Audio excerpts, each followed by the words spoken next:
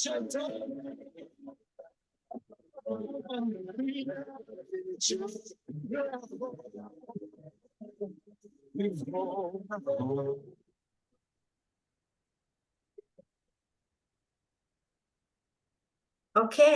Omri, should we get going?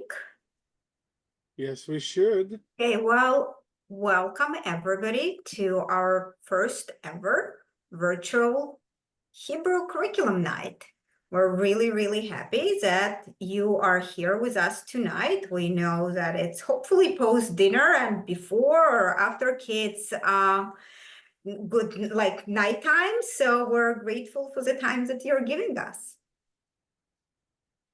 Welcome, everyone. Welcome. Thank you very much for coming. So we'll take a moment to introduce ourselves. My name is Valerie Haitin, and I'm the Chief External Officer. Omri. Hi, how are you? My name is Omri Shik, and I'm the Managing Director of Hebrew and Israel Studies at Hebrew Public Charter School. So you hear that both of us speak with the accent. That's why I happen to love this quote, because, you know, both Omri and I, for us, English is our second, third language, and we are lovers of teaching and learning other languages. I have been with the network for over 11 years, and before I joined the network, I started as a parent, just like you, with two of my kids who have graduated very successfully, Hebrew Language Academy in Brooklyn, New York. And I oversee the external relations for the umbrella organization that manages and directs your school. And I think it's a very important point. So tonight, we're really grateful to the families from all of our schools, two Brooklyn schools, Staten Island and Philadelphia, who are joining us tonight. And this overview is focusing on what we do around Hebrew within the network. And a little bit about me. Before I joined this amazing Hebrew Public Charter Schools team, I served as a public school principal for several years, and I'm also current professor at CUNY College of Staten Island in the Education and Curriculum and Special Education Department. So this is the agenda for tonight. Our main goal is to really connect with you, for you to hear about our Hebrew program and to engage you in the conversation. So we know it's a webinar, you can't raise your hand, but you can type in your questions within the box. There will also be a quick survey at the end.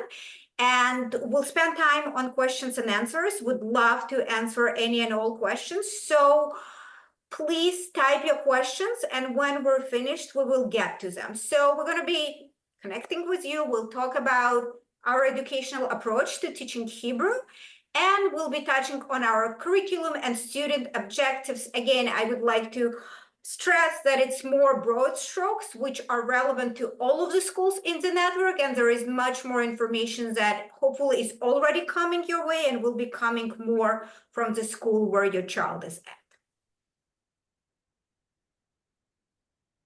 Okay, so look, let's start, with the benefits. Why another language? I'm sure like we all have these reasons why we send our kids to a particular school, and we're grateful to each and every one of you for sending your child to a Hebrew Public Network school.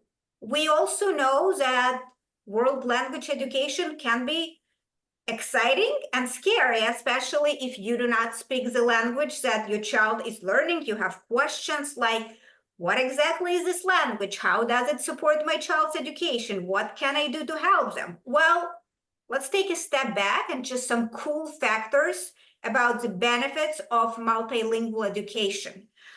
First of all, it's cognitive enhancement.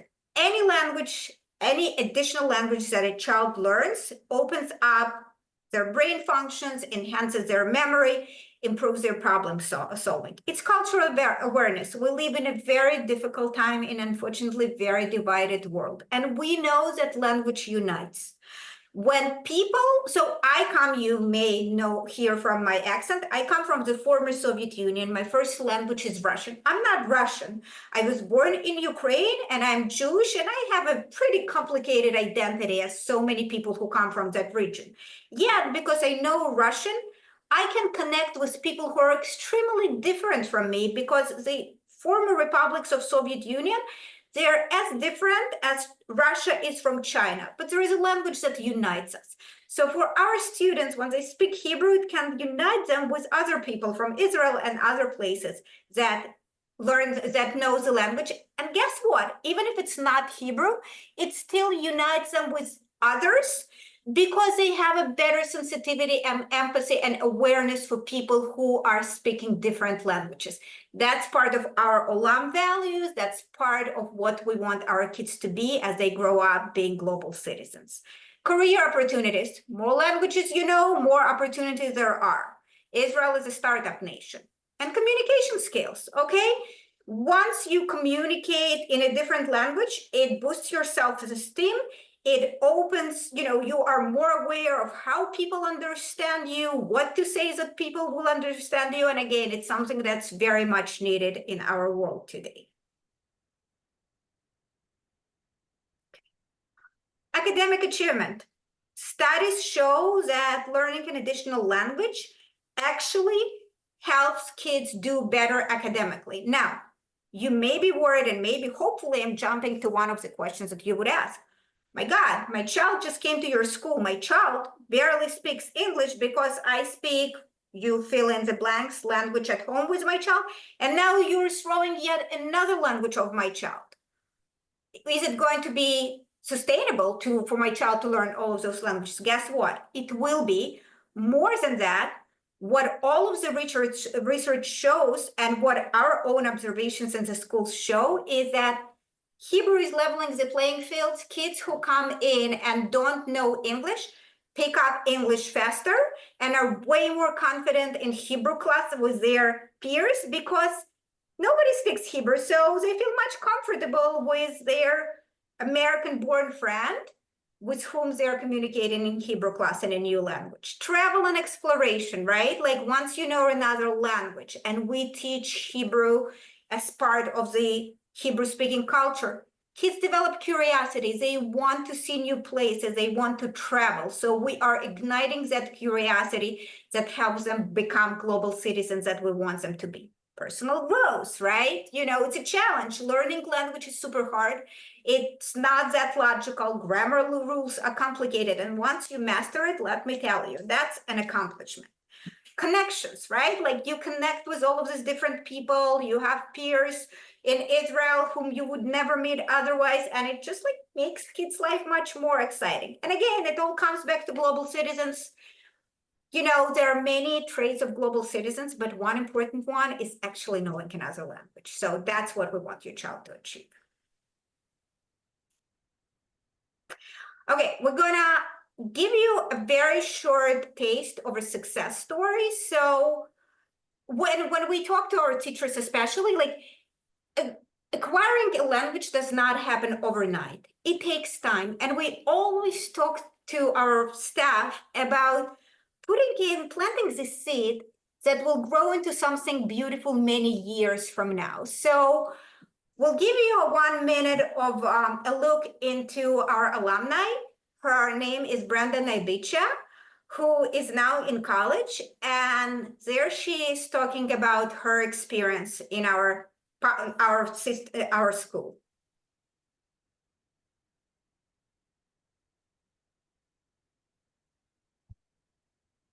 Okay, hi everyone. I hope you guys are having fun tonight. Shalom, ladies and gentlemen. My name is Brenda Nevicha.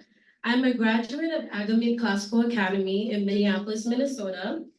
I am now a high school student ready to graduate in June. Next year, I'll be studying at St. Thomas University in St. Paul or Rutgers in New Jersey. Haven't decided yet. To study nursing, to become a pediatric nurse, and also to minor in communications or chemistry. I was born in Minneapolis, Minnesota. My family is originally from Kenya. My parents came here in 2001. My mom works as a full-time nurse in the mental health unit. And I also have 3 siblings, Matthew, who's 21, Milka, who's 20, and Lizzie, who's 13. I also went to Agamemnon from 5th grade to 8th grade. I loved studying there because I felt like Agamemnon prepared me for high school. Agamemnon prepared me for a balanced but yet a strict schedule. Even with all the workload I had, Agamemnon helped me balance my academic commitments, my hobbies, so I could stay motivated, productive, and engaged. I went to Israel 3 times. The first time I went was in the capstone trip in 8th grade. I love this trip because I really got an insider view of what I've been learning in the past years at Agamemnon. Also, I got to put my Hebrew to the test with native speakers, especially when I went to go visit my Israeli pen pals that we've been writing to for the past couple of months before the trip. As a Hebrew Public alumni, I was told that I have access to special opportunities, such as studying Hebrew and also volunteering. So it wasn't unexpected when I got invited to go back in 10th grade. At the Dean program is much different than the capstone trip. Okay, so this is just to give you a taste. If you want to see the whole video, it's available on our YouTube channel, and we're happy to share the link. So that's Brenda. And by now she has been in Israel 4 times because she went back with us this summer, and next year she's going to be doing an internship there. So why Hebrew, right? I told you I've been with this network since 2013, and part of my job is to bring tours to the schools. And pretty much every single tour, and I have done hundreds of them by now, we have a guest who is so, why do the families choose your school? Why do they want their kids to learn Hebrew? And I always smile because I anticipate that this question will come. And I always say there is more than one correct answer. Every family has their own story, and there are so many reasons as to why Hebrew, right? So first, Hebrew is a fascinating language to learn, right? It has a very rich history. It was not a spoken language for many, many years. It has been revived with the establishment of the State of Israel in 1948. And now it's a vibrant language. So it's a case study in its own. It's an entirely different language. The alphabet is from right to left. It has different symbols for the letters. And mastering it is a challenge. I had one mom who was, from a very different background, and I was curious, and I said, like, why did you choose to learn Hebrew? And she said, well, I can get Spanish here, I can get Mandarin there, but Hebrew, it's a rare language, so I want my child to do something special. It's a language of business world. Israel is a startup nation. Despite all of the challenges in the region, Israel is a pioneer in everything startup, right? And I bet you're using Israeli app almost every day, like Waze is one of them. So many families want their kids to have a leg up in their education. So those are just to name a few reasons as to why Hebrew. Okay, so what are our goals to Hebrew language acquisition? Before Omri dives into like more technical and pedagogical stuff with you, I'll explain it to you in probably the most basic words. Basically, what we're looking for is not to teach the language for the sake of teaching the language. We're looking to teach the language so that it's practical and usable, right? We're looking to teach, not to show your child letter A, right? And say, okay, let me write letter 8 right now. You know how many of us learned language? You would see letter A, I would be like the teacher, I would say, this is letter A, and it makes a sound, ah, ah, ah. What are you going to do with that ah, ah, ah afterwards? Nothing, right? Like, it's not useful to you. When kids come into our classroom, we are engaging them, we're immersing them in the language and the culture. If you walk into the classroom, you see alphabet in Hebrew, you see that classrooms are named after the city in Israel, And the teachers only use Hebrew when they speak to their child to immerse them in the language because it's a gold standard as to how the child acquires the language. So instead of doing this and saying the letter A is making a sound the teacher will offer the child and show, would you like juice or milk? And at first the kids don't understand what it means, but soon enough they understand and begin acquiring the language. So Omri, quick video. שלום השם שלי, תליה, ומה שלומך, ומה שלומך היום.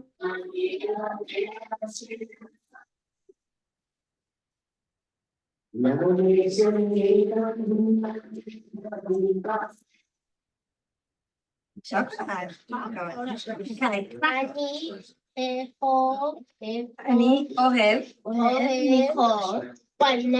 לאכול בננה.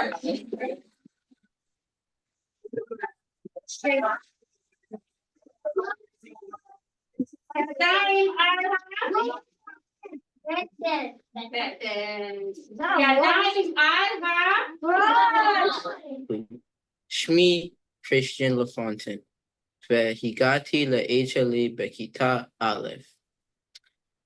ב-HLA למדתי עברית כשפה שנייה. למדתי גם הרבה ערכים טובים.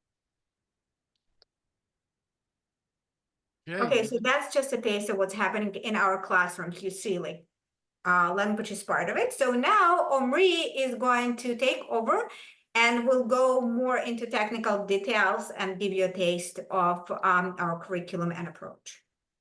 Thank you, Valerie. Hello again, everyone. So let's dive into overview of language proficiency program. So our teaching framework for Hebrew is based on proficiency approach, which I will elaborate on later. We teach Hebrew through full immersion, as you heard from Valerie, with teachers speaking Hebrew to students from the beginning. You will be surprised, as you probably saw in the video, how well they understand right from the beginning.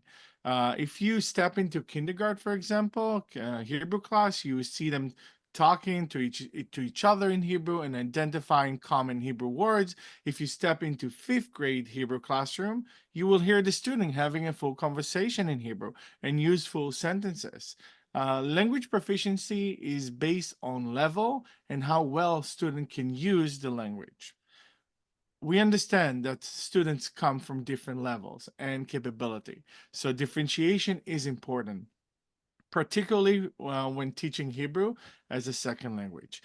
What I'm trying to say is we meet students where they are. So if we have a beginner in a 5th grade class, no, you don't need to worry about that. We will accommodate and we will differentiate and provide that support. A common question from parents is whether their child will be affected if they haven't learned Hebrew in previous year at the other school. And our answer is always no, as we tailor instruction to meet each student needs. So what is Hebrew proficiency? We have different level and sub-level in our approach. This approach focuses on reading, speaking, listening, writing components. We aim to connect students to day-to-day routine, as you saw in the video, with the new language. For example, students are not just learning the Hebrew letters, as Valerie mentioned, and the sounds, they are identifying them in a sentence and word. So eventually, they will be able to make the connection themselves and remember the connection and use it in the classroom. So let's watch another video where we have a 3rd grade student from Philadelphia school read a story that he created in Hebrew about body parts. The student using full sentences to describe the books that he created. המפלצת יש עיניים. למפלצת יש אף. למפלצת יש פה. למפלצת יש אוזניים. Mis frases essa arroz. Uhum. Mis frases es passo. La me pose a.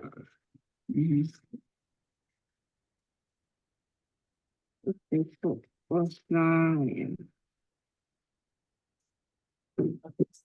Tipo, ah. So if you don't know Hebrew, I will translate a little bit. He talks about a character that he created and what body parts he has, and he used full sentences in Hebrew to describe what's going on in each page, which is fascinating.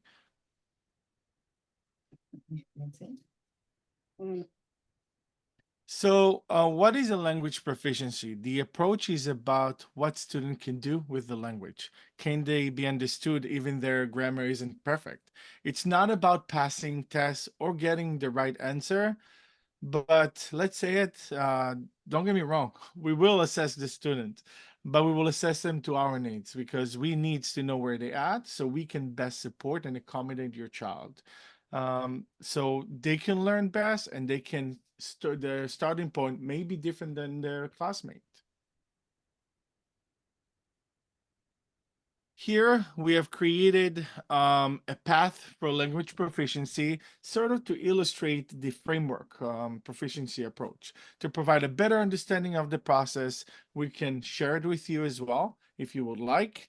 The learning language is a process, so that's the reason you see it as a pathway. We have level, we have stages, and sub-level, which I will go in depth in a second.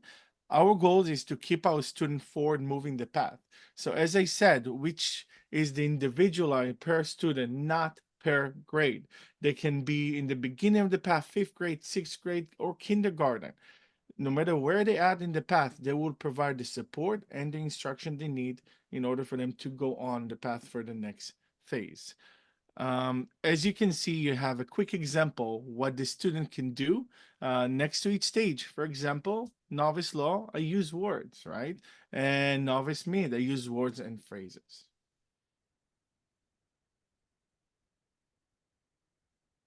So let's dive in a little bit deeper with the curriculum. So I'll explain the diagram in the right, but the diagram in the right should identify the framework. So if you, I'm just gonna highlight on the diagram. I want you to look at the novice section, which is below the intermediate and the advanced. We're gonna talk about this for a second.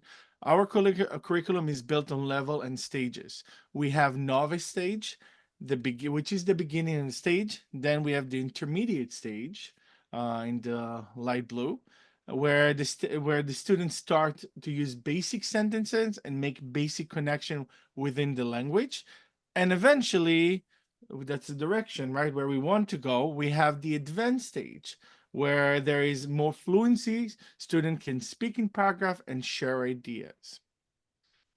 If you realize within each stage we have sub stages. So as I mentioned, we learn language is a process, and you will hear me probably saying that a lot today. Within each stage, we have range such a low, mid, and high.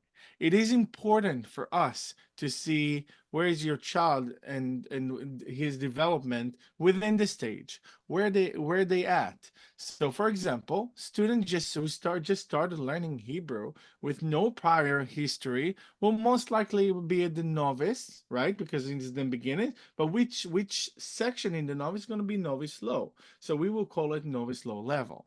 And there's a certain approach that we take in and certain support that the student will receive once we identify where they at.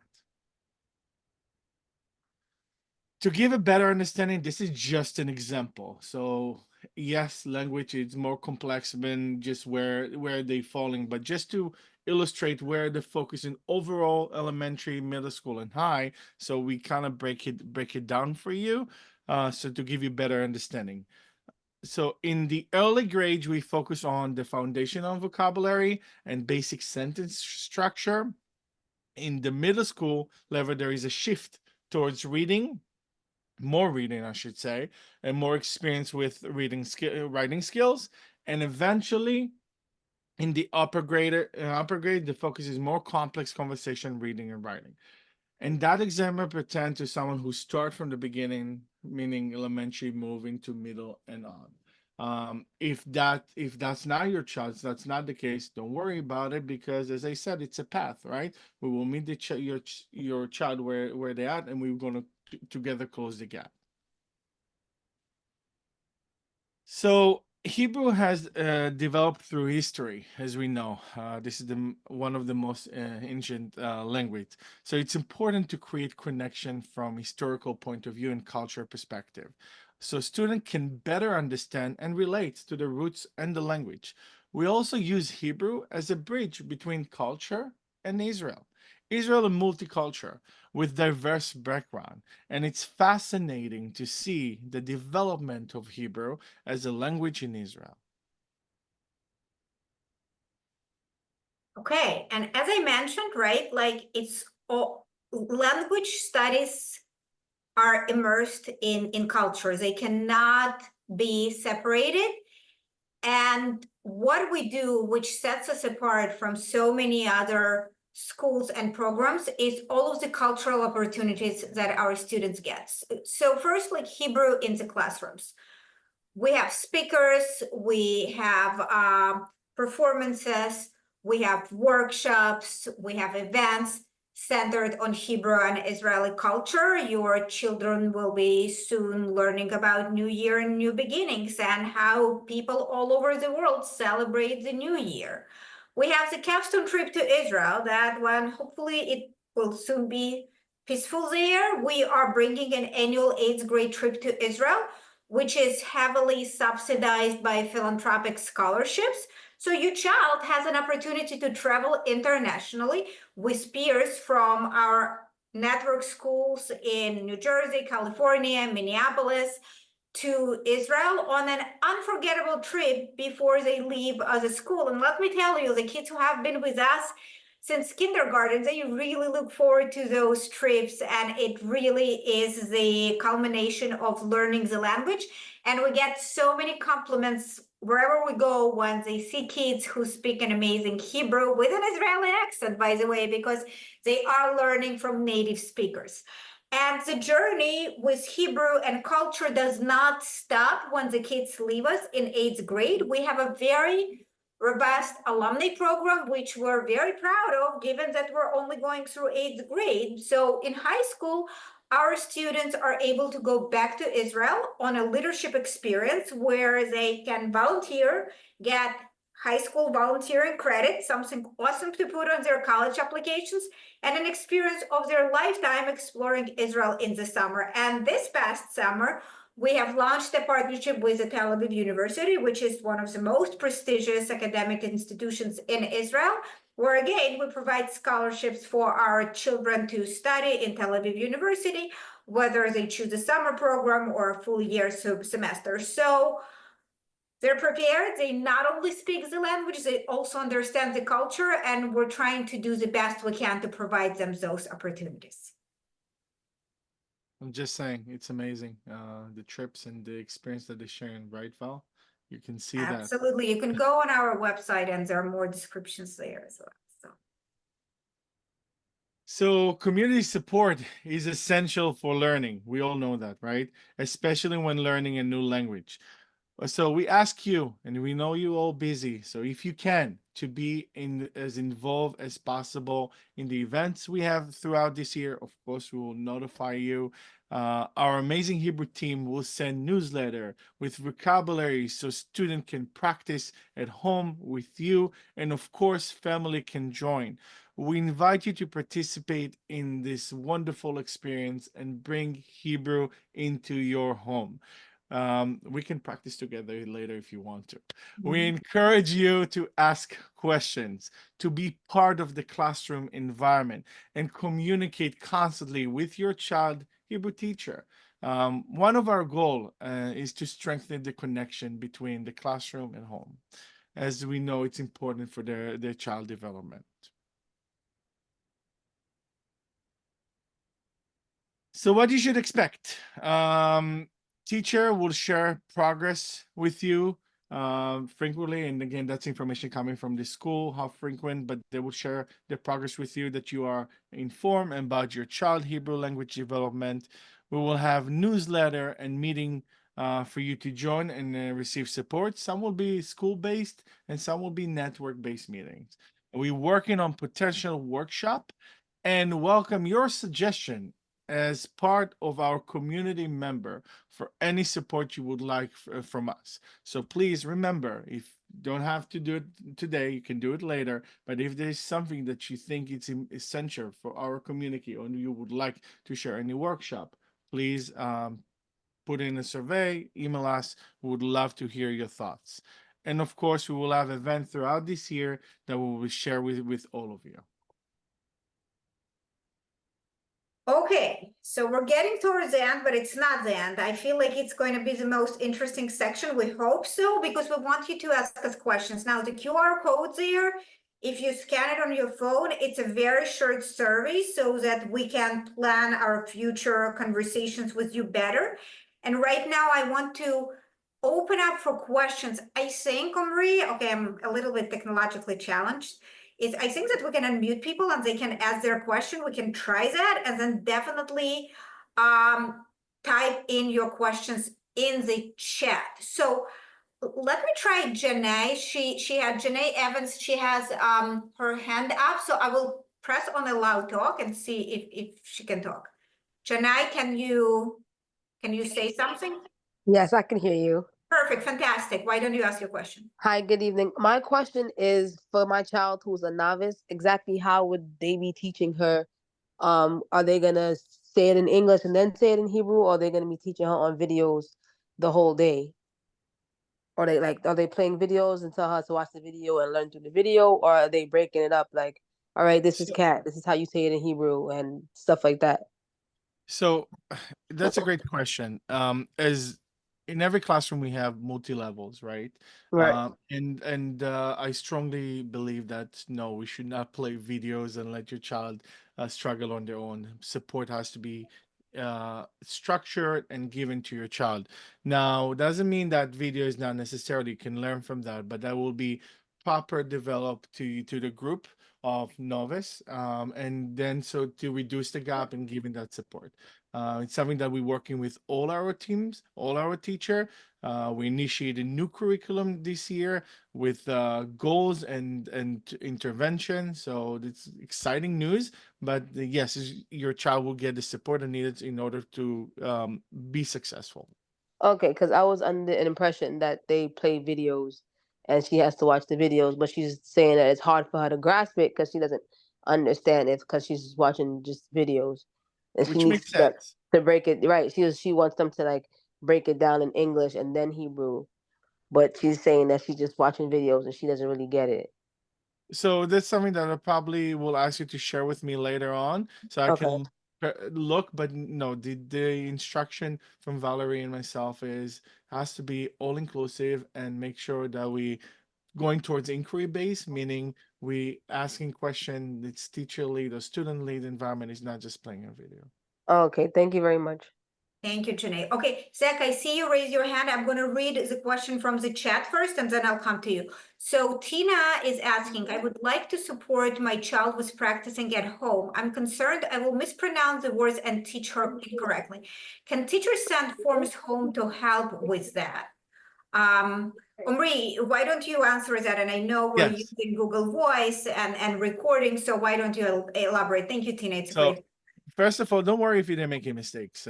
We don't expect each one of you to pronounce the word perfectly. Matter of fact, we had parents who doing mistakes, and the child will correct them, which I find fascinating.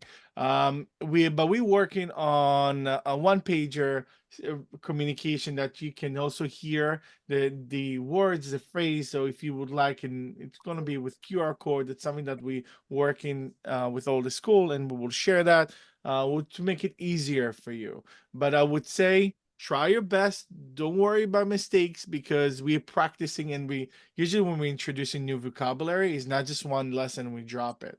It's we embed it as a part of the proficiency. We embed it in discussion and conversation. We using that again and again, so eventually they will hear it and correct it. Thank you. Okay, Janae, you can put us on mute unless you have something else to ask. Okay. Okay, Zach, I have unmuted you. Please ask your question. Shalom, can you hear me? Yes. Hello, my name is Zach Davidson. I live in Philadelphia. My question is that, you know, in the English language, we have a concept of pronouns now, like more in the past few years of they, them, but I don't think this concept exists in Hebrew. Can you hear me? Yes. Yes. So you're right. And so my question is, how would you navigate that? And then second question is Ashkenazi, and I don't know that a lot of my son's classmates know the difference of Ashkenazi versus Mizrahi, Sephardic. So how are you introducing those topics? Valerie, you would like me to answer? Well, in terms of Ashkenazi and Sephardic, I can tell you that Hebrew is being taught by native Hebrew speakers. So it's the same Hebrew that is being spoken in Israel, right? So, and you know, I mean, I don't know if it's Ashkenazi or Sephardic, it's Israeli Hebrew with an authentic Israeli accent, and we're definitely not doing the Ashkenazi pronunciation. And I think I'm hoping that I'm stating the obvious, but we have a complete separation of state and church. There is absolutely no praying in the schools, and we're not using any of the pronunciations that you can find if you're reading religious texts.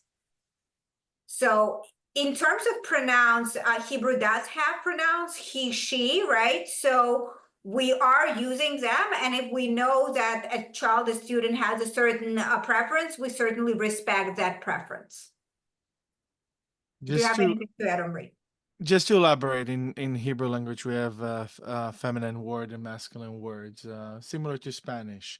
So this is the only part where we emphasizing that to introduce certain words as a masculine word, certain words and feminine words, and not to bring it to any personal relation. And as Valerie mentioned, if someone asks to be called differently, we all respect that. Hopefully. Thank you. Okay. No, that was very helpful. Okay, thank you, Zach. Okay, now, so I'm switching. I see another hand up. Lenny, I'm going to read one more question from the chat. It's been sent to the host and panelists, and I'm going to summarize it. And the question is if our Hebrew teachers have support on classroom management, and this is more specific to Philadelphia, but I can see that we have lots of Philadelphia families here, is if this year kids learn Hebrew in small groups or if it's the whole class. And Omri, why don't you answer that? Yes. So coming from a background of supporting classroom management, that's something that I just want to emphasize. Yes, they're all getting support for classroom management, and classroom management is about routines, about procedure that all our teams, Hebrew team in particular, receiving instruction and support in the classroom, outside the classroom, to make sure that they're getting what they need, especially in the particular class. So if it's in Philadelphia, they get in Philadelphia, Staten Island, Brooklyn, and so on. So the small groups helps, but classroom management can happen even in small groups. It can happen in challenges can happen also in the whole class. So it depends how we approach the lesson, what type of routines, what type of procedure. And of course, if their interest, make sure that the engagement is a key part of any lesson. So we emphasize that on that as well. Okay, thank you, Omri. Okay, Lenny, it's your turn. Hi, Lenny. Lenny, please unmute yourself. Okay, Shalom, everyone. hello. I just had a comment because it's not really a question because I firsthand actually get to see how Hebrew is taught in our school. My child goes to HLA in Brooklyn, and she comes home. This is her, I want to say, going on 4th year of learning Hebrew. She actually comes home, and even from the early stages, she was able to speak certain Hebrew words, and like, this is how you say ice cream, and this is how you do the alphabet. And she was actually, it was incorporated as singing and dancing also on our car rides, that she's now very comfortable learning the language. And I'm very excited to see where this is going to lead by the time she reaches the 8th grade. But she comes home from whatever she learns in the school, and she brings it to the family so that we can also get a piece of what she's learning there. And I think that's really good, because you see basically the efforts that the school puts in and how it's reflected in your child with how comfortable they are with the language. And even at our school, we do have some students who come to the school and we're not verbal, but in the changing as the semester goes on, we see them singing and dancing in Hebrew better than they can actually speak in English. And I think that is a testament to the curriculum and how much effort is put in by all of the staff and the entire network in the students' learning. So I just wanted to put that out. Lenny, thank you so much. Not to put you on the spot, but Lenny is one of our leaders of parent organization at HLA. Her whole family is so committed and so involved in the school. So I thank you for being here, being our cheerleader, being our supporter, and being there with us. And we are grateful to have you on this journey. So thank you, Lenny. Okay, I'm reading Thank the you. next question from the chat. If anybody else wants to raise a hand and speak up, please do. We have quite a number of questions to go through. So Carrie Wasser is asking, will the homework be geared to different levels in the same class? Omri. Correct. Yes, and the answer is yes. The homework is purposefully. It's not just a busy work. And when we're giving homework, is for them either to practice something that they learn or something that we need them to learn. And just it depends on their level. They receive different homeworks. Probably the topic will be similar. So if we're talking about shopping, if we're talking about families, the topic will stay the same, but the level will vary. Thank you, Omri. So then, okay, Rachel, you may want to unmute yourself if you want to ask it, because I see that you have like 2 comments, and I'm not sure if your comment is related to the question. So the question that I see is, do the 8th graders get homework? And I'm not exactly sure if you're asking in general based on your next comment or just in terms of Hebrew, but Omri, like, why don't you reply? Yeah, so again, as I said about homework, we focusing homework, it has to be purposefully. We all know the students there from early in the morning, coming home at 4, they have other subjects, so we have to be mindful as well. But there is some time when it needs for them to practice certain vocabulary. As we know, language consists of vocabulary, and that will help them to practice certain sentences, certain words. So yes, they will get from time to time. Is it every day? Probably not, but it depends on what topics they're covering. And usually they're sharing that with the family. Depends on the school's policy, but a week in advance. Okay, thank you, Omri. Okay, Omri, I think you love this question. Tina is asking, what is the expectation of each grade to know at the end of the school year, and how is their learning assessed, tested? So. Oh, thank you for that question. Yes. So what we did this summer, it's almost breaking down the level. So once you get the report, and again, we just started, but you get the notification where or the information where your child's at or what is the next step. So I just want to emphasize something, that there is sort of misconception about the level. So I'll give you an example. Kindergarten will stay novice even if they go into 1st grade, right? As we said, it's a range, but within the range they will move either up or down, depends, but we don't expect them to be an advanced level, right? So as we know, it's a process. So just keep that in mind, because some parents see that, my child started in kindergarten or first grade novice, I see them in second grade and third grade, still in that range. What is actually going on? So they can stay with that range within a year or two, but within that range, it can be either up or down. Is it low, mid, or high? And we can talk further when it comes to your particular child. We have learning target for and goals for each chapter and each unit. We also working on implementing diagnostic assessment. So it's a third-party diagnostic assessment to measure your child level when it's come to the proficiency, and I will break down their progress, and they will take it every year to see the change, and that's on top of the regular assessment that will happen during class. But the assessment is vary, right? If we're learning about speaking, reading, writing, the assessment have to be accommodate the needs, and especially if they have IEP, we have to accommodate that as well.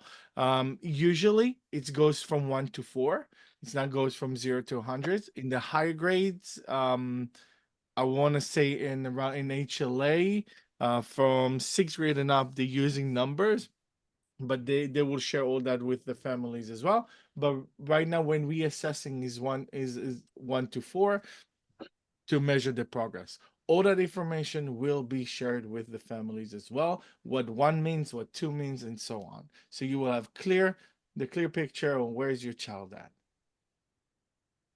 Thank you, Omri. Okay, Zach, you asked like a really $1 million question almost. Well, I have the answer. Can the parents chaperone on the capstone trip, starting saving my coins? Well, I do have a very disappointing answer for you. The answer is no. And the reason for that is that your child, I'm sorry to say that, in 8th grade, I don't know how old your child is now, will probably be extremely embarrassed and will not want you on that trip. That trip is a gift for your child, and parents do not chaperone. Your child's teacher that he or she will be very familiar with, or they will be very familiar with, will be chaperoning the children. The trip is another session that we do for the families who are going on the trip. It's exciting, it's a gift, and it's an experience for the kids. But if we have enough parents who want to go on the trip, we're happy to discuss it. And that's a good way for me to remind you guys about that QR code and fill out very quick questionnaire. It's about 1 minute, and it gives us information so we know how to focus our future communications with you. Okay, see, Zach Rhodes, that we're right. He's in 1st grade, but in 8th grade, I'm sure he wants to keep me back in the US. Yeah, I'm very sorry, but that's the reality, so. Hey, they love it. They love the capstone trip, I'm telling you.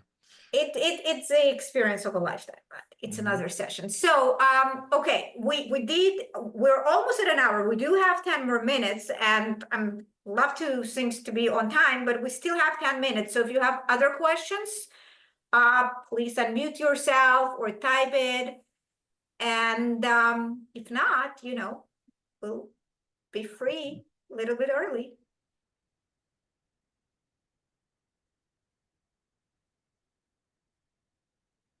Oh, okay. Do I have no?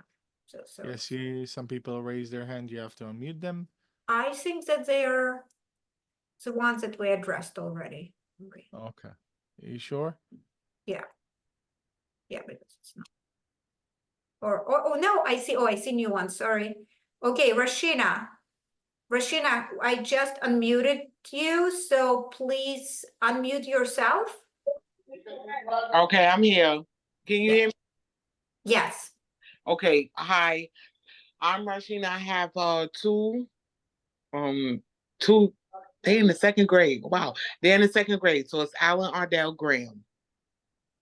I was unable to make this meeting here on time because I'm at work, right? So basically, I just want to know, can you guys send whatever you was talking about to my email? So we'll capture key points and we will share it to all family. The only request is just leave your emails if you scan the QR code. Leave your emails and put in the box that you would like to get the keynotes we'll share that to you. And the recording will also be available, so we'll share the recording as well. Sasha just dropped it in. Okay, all right, okay. Okay, well, thank you so much for joining. I know it's hard to juggle work and your children, so thank you, Arshana. Yes. Okay, Aneta, I'm about to unmute you. Here you go. Hello, can you hear me? Yes. Okay, good evening. I have two students as well in the Philadelphia Hebrew Public Charter School. I have a second grader and a fifth grader who's doing extremely well in Hebrew. I was asking about JTAP. It was something that my fifth grader had back in kindergarten, and I think during COVID, it was an app that had everything on it. It taught you about bodies and conversations and the cultural part of it, and it translated. It was a beautiful app. It was so amazing, and that's what I was inquiring about, the JTAP. It was an app for Hebrew. Aneta, I put it in the notes. We do not currently use that that app. We Okay. do have and will have other resources. And yeah, so thank you for asking. All right. Thank you. I just want to also let you know that there is a in Niflaot, which is the new curriculum, there is app for them to practice, and it's additional. It's called the Munzer. So the teacher will share that with you. But this is now probably not the same, but this is another resource that they can use as well. Thank you. Okay, I see, Trisha, I see your comment about the QR code. I hope it works for others. Trisha said that it's not working, so we are going to post the link here.